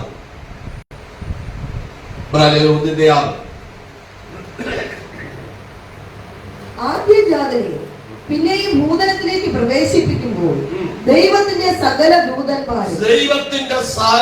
ദൂതന്മാർ അവനെ നമസ്കരിക്കണം എന്ന് താൻ അരുളി ചെയ്യുന്നു. ദൈവം കൽപ്പിക്കുക, എന്റെ മകൻ താഴേക്ക് വരാൻ പോകുകയാ, സകല ദൂതന്മാരും നമസ്കരിച്ചോളൂ. ദൈവത്തിന്റെ ദൂതന്മാരാൽ ആരാധിക്കപ്പെടുന്നവൻ ആണ് കർത്താവ്. സേവകാത്മാക്കളായ കർത്താവിന്റെ ദൂതന്മാരെ നമുക്ക് തന്നിരിക്കും. നമ്മൾ ഈ ദൂതനെ ആരാധിക്കാനല്ല, നമ്മെ സംരക്ഷണം ചെയ്യാൻ. നമ്മൾ എത്ര പദവിയിലുള്ളവർ. കർത്താവിന്റെ ദൂതന്മാര് നമുക്ക് സെക്യൂരിറ്റിയായിട്ട് ദൈവം തന്നിരിക്കുക. ഒരിക്കൽ പോളികാർപ്പ് എന്ന് പറയുന്ന ദൈവഭക്തനായ മനുഷ്യൻ സ്മുർണ്ണയുടെ ബിഷപ്പായിരിക്കുമ്പോ അദ്ദേഹം രാത്രി കിടന്നുറങ്ങി എല്ലാ ദിവസവും ശിശുവിൽ നിന്ന് മടങ്ങി വന്നു. അവിടെയുള്ള കുറെ യൗവനക്കാർക്ക് അദ്ദേഹത്തിന്റെ പ്രസംഗമൊന്നും ഇഷ്ടമല്ല. അദ്ദേഹത്തെ കൊന്നുകളയാൻ വേണ്ടി വടികാളുകളുമായിട്ട് രാത്രിയിൽ അദ്ദേഹത്തിന്റെ ക്യാമ്പസിനകത്ത് കടന്നു. അദ്ദേഹം വിശ്രമിക്കുന്ന റൂമിൽ വന്ന് നോക്കുമ്പോൾ ആ രാജ്യത്തിലെ 2 പട്ടാള ഉദ്യോഗസ്ഥന്മാർ ആ പട്ടാളത്തിലെ ഫുൾ യൂണിഫോമിൽ തോക്ക് പിടിച്ചുകൊണ്ട് ഈ പോളികാർപ്പിന്റെ തലയ്ക്കൽ ഒരാള്, കാലുമായിട്ടുള്ള ഒരാൾ, അവരിങ്ങനെ നോക്കി നിൽക്കുക. 2 പേരും മുഖത്തോട് മുഖം നോക്കി. ഈ യൗവനക്കാര് രാവിലെ വരെ നോക്കി നിന്നു. ഇരിക്കുന്ന പട്ടാളക്കാരൊന്ന് കണ്ണടച്ചാൽ പോളികാർപ്പിനെ കൊല്ലാൻ. രാവിലെയായി പോളികാർപ്പ് എഴുന്നേൽക്കുമ്പോൾ പട്ടാളക്കാരൊന്നുമില്ല. അവർ നേരം വെളുത്തപ്പോൾ യൗവനക്കാർ ഒളിച്ചിരുന്നു. ആ കാമ്പസിൽ തന്നെ ഈ പോളികാർപ്പ് പുറത്തു പോകുന്നതിന് മുമ്പേ അവരോട് ഒളിച്ചിരുന്നു. അദ്ദേഹത്തോട് ചോദിച്ചു, ഇന്നലെ രാത്രി കാവൽ നിന്ന പട്ടാളക്കാര് എവിടെയാ പകൽ ഒളിച്ചിരിക്കുന്നത്? പകല് ഞങ്ങൾ അവരെ കണ്ടിട്ടില്ല. ഓളക്കാർക്ക് ചോദിച്ചു, പട്ടാളക്കാരോ? ഞാനിവിടെ പട്ടാളക്കാരെ ഒന്നും വെച്ചിട്ടില്ല. ഞാനും എനിക്ക് ഭക്ഷണം പാകം ചെയ്യാനുള്ള ഒരു ബാല്യക്കാരന് മാത്രമേ ഇവിടെ ഉള്ളൂ. ആ യൗവനക്കാർ അനുവദിക്കുന്നില്ല. ഇന്നലെ രാത്രി നിങ്ങളെ കൊല്ലാൻ വേണ്ടി ഞങ്ങൾ വന്നതാ. 2 പട്ടാളക്കാർ തലക്കലും കാൽക്കലും ഫുൾ യൂണിഫോമിൽ, അതേ തോക്കുധാരികളായി നിൽക്കുന്നത് ഞങ്ങൾ കണ്ടിട്ട് ഭയപ്പെട്ട ഞങ്ങൾ നിങ്ങളെ കൊല്ലാത്തതാണ്. അപ്പോഴേക്കും ആ യൗവനക്കാരോട് പറഞ്ഞു, ദൈവത്തെ സേവിക്കുന്ന തന്റെ മക്കൾക്ക് 2 ദൂതന്മാരെ സ്വർഗത്തിൽ ദൈവം കാവലാക്കിയിട്ടുണ്ട്. ഞാൻ സേവിക്കുന്ന എന്റെ ദൈവത്തിന്റെ ദൂതന്മാരാണെന്ന് പറഞ്ഞപ്പോൾ ആ യൗവനക്കാർ അവിടെ മുട്ടുമടക്കി ആ യേശുവിനെ സ്വന്തം രക്ഷിതാവായി സ്വീകരിച്ചു. പോളികാർപ്പിന്റെ ജീവിതത്തിൽ പഠിച്ചാൽ അതുകൊണ്ട് എന്നെ കേൾക്കുന്ന ദൈവമക്കളെ, നമ്മളെ തകർക്കുവാൻ ലോകം മുഴുവൻ എഴുന്നേറ്റാലും നീ ഭയപ്പെടേണ്ട, കർത്താവ് നമ്മോട് കൂടെ കൊണ്ടെത്തുക. അതുകൊണ്ട് ദാവീദ് യഹോവ എന്റെ ജീവന്റെ ബലം, ഞാൻ ആരെ പേടിക്കും? എന്റെ വൈരികളും ശത്രുക്കളുമായ ദുഷ്കർമ്മികൾ എന്റെ മാംസത്തിന് എന്റെ അടുക്കൽ വരുമ്പോൾ അവർ ഇടറി വീഴും. ഒരു സൈന്യം എന്റെ നേരെ പാളയമിറങ്ങിയാലും എനിക്ക് യുദ്ധം നേരിട്ടാലും ഞാൻ ഭയപ്പെടുകയില്ല. എന്താ? യഹോവ എന്റെ ബലം, യഹോവ എന്റെ ജീവന്റെ ബലം. എന്റെ ജീവൻ കർത്താവിന്റെ കരങ്ങളിൽ സുരക്ഷിതമാണ്. ഇവിടെ ദൂതന്മാർ നമസ്കരിക്കപ്പെടുന്നവനാണ് പുത്രൻ. പുത്രൻ ദൂതനെ ആരാധിക്കുകയല്ല, ദൂതന്മാർ പുത്രനെ ആരാധിക്കുക. ദൈവം നമുക്ക് തരുന്ന പദവി അത്ര വലുത് നമ്മൾ തിരിച്ചു. അത് അഹങ്കരിച്ച് നടക്കാനല്ല, ദൈവത്തിനെ ഭയപ്പെടും. ഇത്രയും വലിയ പദവി ദൈവം നമുക്ക് തന്നിരിക്കുമ്പോൾ നമ്മളിപ്പോഴും പലതിന്റെ മുമ്പിൽ ഭയപ്പെട്ട് നിൽക്കുകയില്ലേ? ദൈവത്തെ ആരായ ദൈവമക്കളെ, നമ്മളെ ദൈവം വിളിച്ചിരിക്കുന്നത് ഒന്നിനെയും ഭയപ്പെടുവാൻ, ജീവന ദൈവത്തെ ഭയപ്പെടുവാൻ തയ്യാറായ ലോകത്തിൽ ഒന്നിനെയും ഭയപ്പെടേണ്ട. ഇബ്രാഹിം 1:7. അവൻ കാറ്റുകളെ തന്റെ ദൂതന്മാരും, കർത്താവ് കാറ്റുകളെ തന്റെ ദൂതന്മാരും, അഗ്നിജ്വാലയെ തന്റെ ശുശ്രൂഷകന്മാരും. കരങ്ങൾ ഉയർത്തി ദൈവത്തിന് നന്ദി പറയാം. കർത്താവ് അഗ്നിജ്വാലയെ തന്റെ ശുശ്രൂഷകന്മാരാക്കിയെങ്കിൽ നമുക്കും അങ്ങനെ ആക്കട്ടെ. ഏലിയാവ് പറഞ്ഞ, കർത്താവേ, നീ കൽപ്പിച്ചിട്ട് ഞാൻ ഇതൊക്കെ ചെയ്തുവെന്ന് ഈ ജനം അറിയേണ്ടതിന് ഇപ്പൊ തീയാറണം. അവിടെ തീയാറണി, യാഗപീഠം ദഹിച്ചു എന്ന് പറയുന്നു. ആ അധികാരം മനുഷ്യന് ദൈവം കൊടുത്തെങ്കിൽ പുത്രനെ സ്വീകരിക്കുന്ന നമുക്കും അധികാരമുണ്ട്. ചിലതിനെ കത്തിച്ചു. നിങ്ങൾ കേട്ടിട്ടുണ്ടല്ലോ, ചില പൈശാചക്തി വെളിപ്പെടുമ്പോ ഞാൻ പോവില്ല എന്ന് പറയും. നിന്നെ കത്തിക്കണോ പോകുമെന്ന് ചോദിച്ചാൽ അപ്പൊ തന്നെ സത്യം ചെയ്യാൻ തുടങ്ങും. അതിനറിയാം തീ കൊണ്ട് അതിനെ കത്തിക്കാനുള്ള അധികാരം ദൈവം തന്നിട്ടുണ്ട്. ദൈവമക്കളുടെ അധികാരം ചെറുതല്ല. പിശാചിനെ കത്തിക്കാനുള്ള അധികാരം ദൈവം തന്റെ മക്കൾ കൊടുത്തിട്ടുണ്ട്. നിന്നെ തീയാക്കി കത്തിക്കണോ, നീ പോണോ ചോദിച്ചാൽ സെക്കൻഡിനുള്ളിൽ അത് പോകും. എന്താ സ്വർഗീയ തീയുടെ ശക്തി എന്താണെന്ന് നന്നായിട്ട് അറിയാം. സെനബൂക്കദ്നേസറിന്റെ എരിയുന്ന തീച്ചൂടെ 7 മടങ്ങ് ചൂട് വർദ്ധിപ്പിച്ചിട്ടും ആ തീയുടെ മണം പോലും ഏൽപ്പിക്കാതെ ഭക്തന്മാരെ പുറത്തു കൊണ്ടുവന്നൊരു ദൈവമുണ്ട്. ആ തീച്ചൂടയിൽ 4-മനായി ഇറങ്ങി വന്നൊരു ദൈവമുണ്ട്. രാജാവ് പറയുകയാ, നമ്മൾ 3 പേരെ അല്ലയോ ബന്ധിച്ച് തീച്ചൂടയിട്ടത്, 4 പേർ തീച്ചൂടയിൽ കെട്ടഴിഞ്ഞ് നടക്കുന്നതായിട്ട് ഞാൻ കാണുന്നു. 4-മത്തവന്റെ രൂപം ദൈവദൂതന്റെ രൂപത്തോടൊത്തിരിക്കുന്നു. പക്ഷേ അവരെ കയറി വരാൻ വിളിക്കുമ്പോൾ ശത്രുക്കും മേശക്കും അഭേദ്രവും മാത്രമേ കയറി വന്നുള്ളൂ. അവരെ കയ്യും കാലും ബന്ധിച്ച് തീച്ചുളയിൽ വലിച്ചെറിഞ്ഞ രാജകിങ്കരന്മാരെ ആ തീ കരിച്ചു കളഞ്ഞപ്പോൾ അഭിഷേകമുള്ളവനെ, ദൈവത്തിന് വേണ്ടി നിൽക്കുന്നവനെ തീയുടെ മണം പോലെ ഏൽപ്പിക്കാൻ കഴിഞ്ഞില്ല ഈ ലോകത്തിൽ. അതുകൊണ്ട് പറയുന്നത്, നിന്റെ വശത്ത് 1000 പേരും നിന്റെ വലത്ത് വശത്ത് 10,000 പേരും വീഴും, ഇല്ല നിന്റെ അടുക്കലേക്ക് വരാൻ അനുവദിക്കുകയില്ല. ഞാൻ ദൈവത്തിന്റെ പൈതലാണെങ്കിൽ. Hallelujah, hallelujah. ഞാൻ ഒരു ദൈവദാസനാണെങ്കിൽ, ഞാനൊരു ദൈവദാസിയാണെങ്കിൽ, ഞാനൊരു ദൈവ പൈതലാണെങ്കിൽ ആ അധികാരം നമ്മൾ ഉപയോഗിക്കുവാൻ തയ്യാറാണ്. കർത്താവിന്റെ സന്നിധിയിൽ ഇന്ന് പകർത്താൻ ചില ദൈവദാസങ്ങൾ പറയുന്നത് ഞാൻ കേട്ടിട്ടുണ്ട്. ഞാനൊരു ദൈവദാസനാണ്, ഇപ്പൊ മുട്ടുമടങ്ങെന്ന് പറയും. അങ്ങനെ പറയാൻ നമുക്ക് ധൈര്യമുണ്ടാകും. ദൈവത്തിന്റെ ദൂതന്മാരിൽ കാവലുണ്ടെന്ന് ഉറപ്പുണ്ടാകും. നമ്മുടെ ശക്തി കൊണ്ടോ ആരോഗ്യം കൊണ്ടോ കഴിവുകൊണ്ടോ അല്ല, കർത്താവിന്റെ ദൂതന്മാരിൽ കാവലുണ്ട്. അതുകൊണ്ട് നല്ല ഉറപ്പ് ശത്രുവിനോട് ചെയ്യാൻ കഴിയും. പാമ്പുകളെയും തേളുകളെയും ശത്രുവിന്റെ സകല ബലത്തെയും ചവിട്ടുവാൻ അധികാരം ദൈവമുണ്ട്. ആ അധികാരം പ്രാപിച്ച ദൈവമക്കൾ ഭയപ്പെടും. എബ്രായലേഖനം 1:8 വായിക്കാം. പുത്രനോട് ദൈവമേ നിന്റെ സിംഹാസനമെന്നും എന്നും എന്നേക്കുമുള്ളത്, നിന്റെ രാജത്വത്തിന്റെ ചെങ്കോൽ നേരുള്ള ചെങ്കോൽ. നിന്റെ രാജത്വത്തിന്റെ ചെങ്കോൽ. ആരുടെ മേലാണ് ചെങ്കോൽ ഉള്ളത്? രാജാക്കന്മാരുടെ. യേശു കർത്താവ് ജനിക്കുമ്പോൾ രാജാവാണ്. യഹൂദന്മാരുടെ രാജാവായി പിറന്നവൻ എവിടെയെന്ന് വിദ്വാൻമാർ വന്ന് ഹേരോദാവിനോട് ചോദിച്ചു. ഈ ലോകത്തിലെ ആളുകൾ മുഴുവനും കുഞ്ഞുങ്ങളായിട്ട് ജനിക്കുന്നു. യേശു ജനിക്കുന്നത് രാജാവായിട്ടാണ്. യേശു ജീവിച്ചത് രാജാവായിട്ടാണ്. ഒരു രാജാക്കന്മാർക്ക് ചെയ്യാൻ കഴിയാത്ത കാറ്റിനെയും കടലിനെയും ശാന്തമാക്കി, കുഷ്ഠരോഗിയെ സൗഖ്യമാക്കി, പിശാച് ബാധിച്ചവരെ വിടുവിച്ച്, അത്ഭുതങ്ങളും അടയാളങ്ങളും ചെയ്ത് കടലിന്റെ മീതെ നടന്ന് രാജാവായി യേശു ജീവിച്ചു. യേശുവിനെ ക്രൂശിക്കുമ്പോഴും ഇവൻ യഹൂദന്മാരുടെ രാജാവെന്നൊരു മേലെഴുത്ത് എഴുതി വെച്ചു.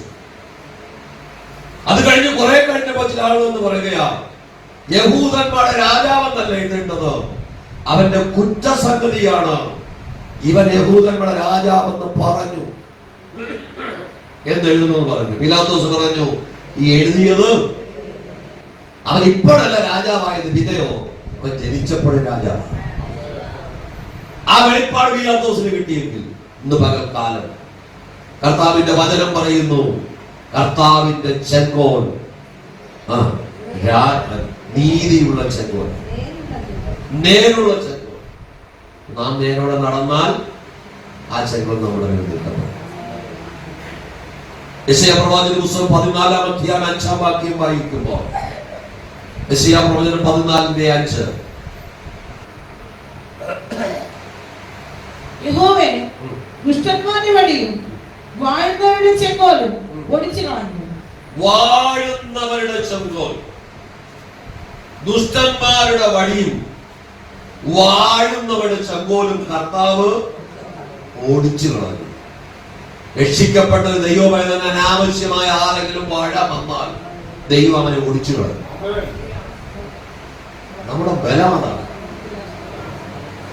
നമ്മളൊന്നും ചെയ്യണ്ട, നമ്മൾ ആർക്കും വിരോധമായ ഒരു വാക്കും പറയണ്ട, പ്രാർത്ഥിക്കുകയും വേണ്ട. നമ്മുടെ കൂടെ സേവകാത്മാക്കളായ ദൂതന്മാർ ചെയ്തു. നമ്മുടെ വഴി ദൈവത്തിന്റെ വചന പ്രകാരമാണ്. നീതിയുള്ള വഴികൾ നടത്തുവാൻ കഴിയും. നീതിമാനായ കർത്താവ് നീതിയെ മാത്രം ആഗ്രഹിക്കുന്നു. എസ്തേറിന്റെ പുസ്തകം 5-ാം അധ്യായം 2-ാം വാക്യം വായിക്കുമ്പോൾ, എസ്തേറിന്റെ പുസ്തകം 5-ാം അധ്യായം 2-ാം വാക്യം, എസ്തേർ രാജ്ഞി പ്രാകാരത്തിൽ നിൽക്കുന്നത് രാജാവ് കണ്ടപ്പോൾ അവൻ അവളോട് കൃപ തോന്നി. തന്റെ കയ്യിലിരുന്ന പൊൻചെങ്കോൽ രാജാവ് എസ്തേറിന്റെ നേരെ നീട്ടി എസ്തേർ അടുത്ത് ചെന്നു ചെങ്കോലിന്റെ അഗ്രം തൊട്ടു. ഇന്ന് പകൽ 30 ദിവസത്തേക്ക് രാജാവിന്റെ അനുവാദമില്ലാതെ രാജാവിനെ കാണാൻ പാടില്ല. രാജാവിന്റെ മുഖം കാണുമ്പോൾ രാജാവിന്റെ പൊൻചെങ്കോൽ ആ വ്യക്തിയുടെ നേരെ നീട്ടിയില്ല എങ്കിൽ രാജാവിന്റെ ആളുകൾ വന്ന് ആ വ്യക്തിയുടെ മുഖം മൂടി കൊണ്ടുപോയി കഴുത്തറുത്ത് കൊല്ലും. എസ്തേർ രാജ്ഞി രാജകൊട്ടാരത്തിലേക്ക് പോയത് താൻ രാജ്ഞി എന്നുള്ള പദവിയിലല്ല. നമ്മൾ അറിയണം. അതിന്റെ 4-ാം അധ്യായം 15 മുതലുള്ള വാക്യങ്ങൾ വായിക്കും. അതിനെ എസ്തർ മൊർദെഖായിയോട് മറുപടി പറയാൻ കൽപ്പിച്ചത്, നീ ചെന്ന് ശൂശനിലുള്ള എല്ലാ യഹൂദന്മാരെയും ഒന്നിച്ചു കൂട്ടി നിങ്ങൾ 3 ദിവസം രാവും പകലും തിന്നുകയോ കുടിക്കുകയോ ചെയ്യാതെ എനിക്ക് വേണ്ടി ഉപവസിക്കും. ഇവിടെ ശൂശൻ രാജധാനിയിലുള്ള സകല യഹൂദന്മാരോടും 3 ദിവസം തിന്നുകയോ കുടിക്കുകയോ ചെയ്യാതെ എനിക്ക് വേണ്ടി ഉപവസിക്കുകയും. അടുത്ത ഭാഗം, ഞാനും എന്റെ ബാല്യക്കാരത്തികളും അങ്ങനെ തന്നെ ഉപവസിക്കും. ഇന്ന് പലരും ചിന്തിക്കുന്നത് പാസ്റ്റർ ഉപവസിച്ചോട്ടെ, എനിക്ക് നിങ്ങൾ നേരം ഇല്ല. ഉപവസിക്കാൻ കുറെ വിശ്വാസികളുണ്ട്, അവർ ഉപവസിച്ചോട്ടെ.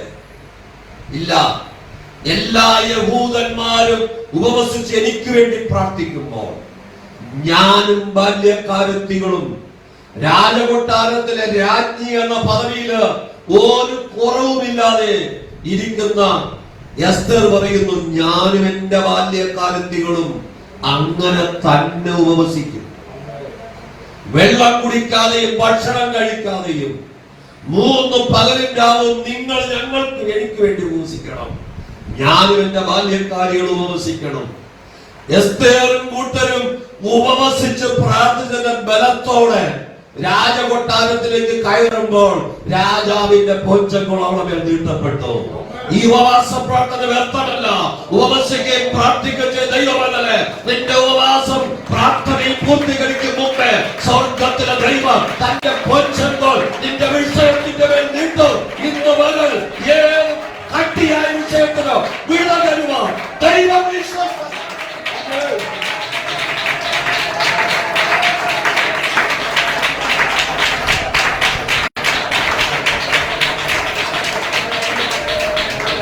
എങ്ങനെയെങ്കിലും ഉപവസിച്ചാ പോരാ, ദൈവം ആഗ്രഹിക്കുന്നതിൽ ഉപവസിക്കും.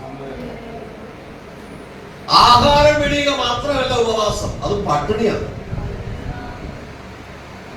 ദൈവത്തിന്റെ വചനം വായിച്ച് ദൈവത്തിന്റെ പാദപീഠത്തിൽ നിന്ന് ഇരുന്ന് പ്രാർത്ഥിച്ച് ഉപവസിക്കുന്ന ദൈവമക്കൾ 3 മണിക്കൂർ ഒരു ദിവസം പ്രാർത്ഥിക്കണം. അതിന് പറ്റാത്തൊരു ഉപവസിക്കാൻ പോകരുത്. എന്തിനാ വെറുതെ കഴിക്കാനുള്ള ആഹാരം നഷ്ടപ്പെടുത്തണം?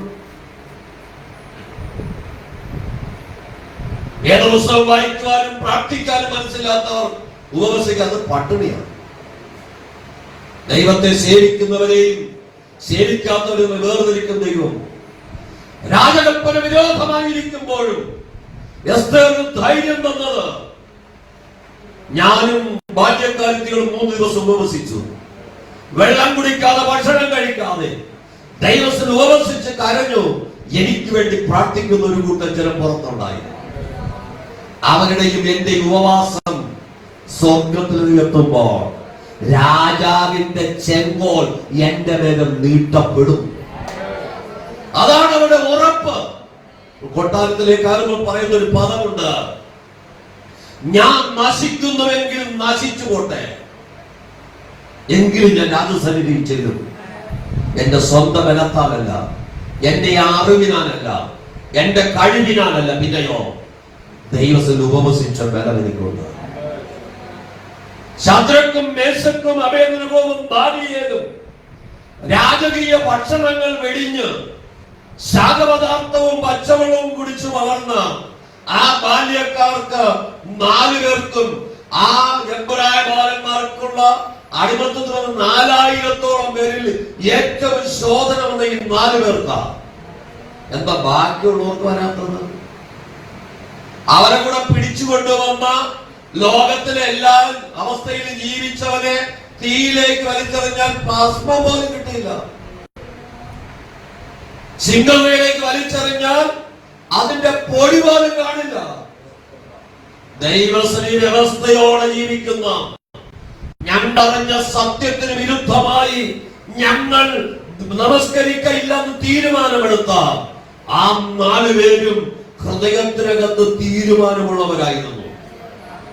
ദാനിയേൽ 1:8 വീട്ടിൽ കൊണ്ടുപോയി വായിച്ചാൽ, ഞങ്ങൾ കഴിക്കുന്ന ആഹാരത്തിലൂടെ രാജാവിന്റെ വീഞ്ഞുകൊണ്ട് ഈ ശരീരം അശുദ്ധമാക്കുകയില്ല. എന്നെ കേൾക്കുന്ന ദൈവമേ, തീച്ചൂളയ്ക്ക് കത്തിച്ചു കളയാനുള്ളതൊന്നും ശദ്രക്കിന്റെയും മേശക്കിന്റെയും അബേദ്നെഗോവിന്റെ ശരീരത്തിൽ ഇല്ലായിരുന്നു. സിംഹത്തിന് കടിച്ചു പറിക്കാനുള്ള അവകാശപ്പെട്ടതൊന്നും ദാനിയേലിന്റെ ശരീരത്തിൽ ഇല്ലായിരുന്നു. അവന്റെ ശരീരം വിശുദ്ധമായതുകൊണ്ട് സിംഹത്തിന് മണപ്പിക്കാൻ പോലും കഴിഞ്ഞില്ല. എന്റെ ജീവിതം വിശുദ്ധമാണോ? വചനപ്രകാരമാണ് ഞാൻ ജീവിക്കുന്നത്. എന്റെ ഇടത്തും വലത്തുമുള്ള ദൂതന്മാര് എന്നെ കുറിച്ച് എന്താണ് റിപ്പോർട്ട് ചെയ്യുന്നത്? ഈ പകൽക്കാലം പാസ്റ്ററെ കാണാതെ പലതും ചെയ്യാം. ഭർത്താവിനെ കാണാതെ, ഭാര്യയെ കാണാതെ, അപ്പനെ അമ്മയെ കാണാതെ, മക്കളെ കാണാതെ പലതും ചെയ്യാം. പക്ഷെ ദൈവത്തിന്റെ ദൃഷ്ടിയിൽ ആർക്കും മറഞ്ഞിരിക്കാൻ കഴിയില്ല. യഹോവയുടെ വചനം തീയായി വെളിപ്പെട്ട നിനക്ക് നാശം ഭവിക്കാതിരിക്കുവാൻ കർത്താവിന്റെ സന്നിധി താഴണം. പ്രശംസിക്കുവാനോ പുകഴുവാനോ ഒന്നുമില്ല. നിൽക്കുന്നു എന്ന് തോന്നുന്നവൻ വീഴാതിരിപ്പാൻ നോക്കട്ടെ. അത്ര പേർക്ക് ഇന്ന് പകൽക്കാലം ഒരു തീരുമാനമെടുക്കാൻ കഴിയും. ചില കാര്യങ്ങളോട് ചിന്തിക്കുന്ന അവസരം ആഗ്രഹമുണ്ട്. പക്ഷേ സമയം അനുവദിക്കും. ഞാൻ നിർത്താൻ പോകും. പുത്രൻ ദൈവത്തിന്റെ മുദ്രയും അവൻ ദൈവത്തിന്റെ പണയും. പുത്രനോടാണ് ദൈവം അരുളി ചെയ്യുന്നത്. പുത്രനോട് നിന്റെ സിംഹാസനം എന്നും എന്നേക്കുമുള്ളത്. നിന്റെ രാജത്വത്തിന്റെ ചെങ്കോൽ നേരുള്ള ചെങ്കോൽ. നമ്മുടെ കർത്താവ് നേരും നീതിയും മാത്രം ഇഷ്ടപ്പെടുന്നു. നമ്മുടെ കണ്ണുകൾ അടയ്ക്കാമോ? എല്ലാവർക്കും എഴുന്നേൽക്കാം. ക്ഷീണമുള്ളവർക്ക് അവസ്ഥ ക്ഷീണമുണ്ട്. ഓരോ സീറ്റിൽ മതി. എല്ലാവർക്കും ബാക്കിയുള്ളവർക്ക് എഴുന്നേൽക്കാം. ദൈവസ്ഥനെ ഏൽപ്പിച്ചു കൊടുക്കാം. ഒരു നിമിഷം ഹൃദയത്തിന്റെ ആഴങ്ങളിൽ നിന്ന് ദൈവത്തോട് പറഞ്ഞു, അപ്പാ, ഇന്ന് പകൽ ഞാൻ ഭാരപ്പെടുന്ന വിഷയത്തിന്റെ മേൽ ദൈവത്തിന്റെ പൊൻചെങ്കോൽ നീട്ടപ്പെടുന്നു. എല്ലാ കണ്ണുകളും അടയും. ആരും കണ്ണു തുറന്നിരിക്കട്ടെ. പാട്ട് പാടുന്നവർ, ഇൻസ്ട്രുമെന്റ്സ് ഉപയോഗിക്കുന്നവർ മാത്രം കണ്ണു തുറക്കും. എല്ലാ കുഞ്ഞുങ്ങളും കണ്ണടച്ച് ഒരു നിമിഷം കേട്ട വചനത്തിൽ മേൽ ഏൽപ്പിച്ചു കൊടുക്കും. സ്വർഗത്തിലെ ദൈവത്തിന്റെ കരം നമ്മുടെ മേൽ വെളിപ്പെടുകയാ. എന്റെ കർത്താവ് നമ്മെ നോക്കുകയാ. എന്റെ കർത്താവ് സ്തോത്രം സിംഹാസനം എന്നതിലേക്കുള്ളതാണ്. സ്ഥിരമായ അടിസ്ഥാനത്തിൽ കർത്താവ് ശക്തനാണ്. ഞാൻ ദൈവത്തിന്റെ ചെങ്കോൽ, രാജത്വത്തിന്റെ ചെങ്കോൽ, നീതിയുടെ ചെങ്കോലാണ്. എന്റെ കർത്താവ് ചെങ്കോല് കയ്യിൽ വഹിച്ച് വാഴുന്നവനാണ്. എന്റെ മേൽ ദൈവം വാഴുവാൻ അനുവദിച്ചാൽ ഒരു രാജ്യത്തിൽ ഒരിക്കലും രണ്ട് രാജാക്കന്മാരില്ല, രണ്ടധികാരമില്ല. ഒരു അധികാരമേ, ഒരു രാജാവേ ഒരു രാജ്യം ഭരിക്കുള്ളൂ. ക്രിസ്തുവാകുന്ന രാജാവ് എന്നെ ഭരിച്ചാൽ ഒരു അന്ധകാര ശക്തികൾക്കും എന്നെ നോക്കാൻ കഴിയില്ല. കർത്താവ് നമ്മെ ഭരിക്കട്ടെ. കർത്താവിന്റെ പൊൻചെങ്കോൽ നമ്മുടെ മേൽ നീട്ടപ്പെടുക. ഇന്ന് പകൽക്കാലം എത്ര പേർക്ക് ഏൽപ്പിച്ചു കൊടുക്കണം. എന്റെ കർത്താവിന്റെ സിംഹാസനം നിത്യമായതാണ്. കർത്താവിന്റെ സിംഹാസനത്തെ ഇളക്കുവാൻ ലോകത്തിൽ ആർക്കും കഴിയുകയില്ല. നീതിയും ന്യായവും ദൈവത്തിന്റെ സിംഹാസനത്തിന്റെ അടിസ്ഥാനമാണ്. ഞാൻ നീതിയോടെ ന്യായത്തോടെ ജീവിച്ചാൽ നേരുള്ള ചെങ്കോൽ എന്റെ മേൽ നീട്ടപ്പെടും. ഇന്ന് പകൽക്കാലം എത്ര പേർക്ക് ഏൽപ്പിച്ചു കൊടുക്കാൻ കഴിയും? അവർക്ക് പ്രാർത്ഥിച്ചു തുടങ്ങാം. ഇന്നലെ ഞാൻ ജീവിച്ചതുപോലെയല്ല.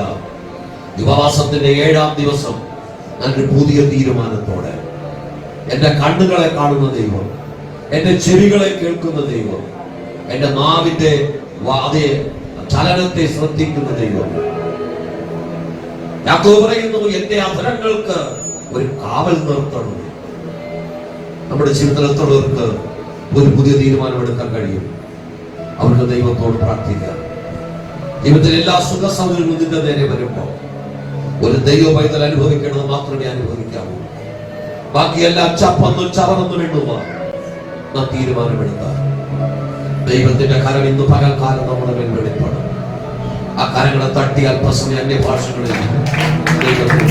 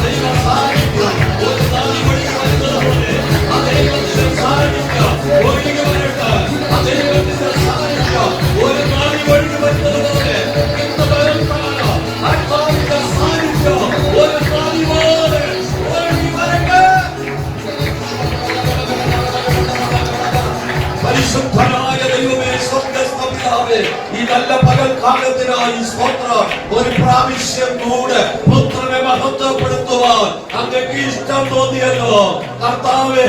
പുത്രനോട് ചേർന്ന് നടക്കുവാൻ അടിയങ്ങളെ സഹായിക്കണമേ. ഈ ബലത്തോടെ ഞങ്ങളെ പറഞ്ഞയക്കണമേ. നിങ്ങൾ കടന്നു പോകുന്ന ഇടങ്ങളിൽ ദൈവാത്ഭുതങ്ങളെ ചെയ്യണമേ.